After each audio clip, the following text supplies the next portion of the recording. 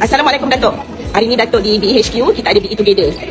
Dalam banyak-banyak company lah, kenapa Datuk sanggup ada hari ni? Sebagai seorang selebriti kan? Waalaikumsalam. Waalaikumsalam. Tiba-tiba jadi ramai. Saya datang ke sini, PE bersama ni kan, PE Together. Saya datang sini sebab saya ada testimoni saya sendiri. Saya ada testimoni saya sendiri. Dan testimoni itu telah menyelamatkan saya lah, kira macam menyelamatkan saya. Jadi saya amat suka hati, dan bila saya diselamatkan itu dengan izin Allah, saya berniat dalam hati saya untuk membantu orang lain. Saya nak bantu orang lain yang kalau ada yang bermasalah macam saya gitu. Masa tu saya tidur tak menentu, makan tak menentu, duduk dalam kereta, bawa kereta, alamak.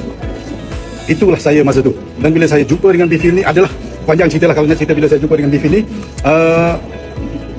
saya memanglah bantu orang lain, dan insyaAllah kalau Allah beri peluang kepada saya dengan BE ni, saya sekarang ni cuma ada Bifil saja dalam kepala saya ni. Sebab Bifil lah yang membantu saya. Satu produk je Datuk cuba. Satu produk buat masa sekarang ni, dan saya akan cuba untuk belajar. Itu datang sini untuk cari input ilmu-ilmu untuk masuk dalam kepala saya untuk nak membantu orang lain. Kiranya hari ni first event, apa yang Datuk dapat? Apakah suasana yang Datuk suka hari ni? Hari ni ialah saya datang first event, jadi saya teknologi je kan? Kena usik Farhana pun usik saya. Cuma satunya saya menang dengan dia. Yang lain semua saya kalah. Saya menang dengan dia di segi populariti. Di segi populariti, Farhana kalah dengan saya. Bagi tahu dia nanti. Okey, terima kasih.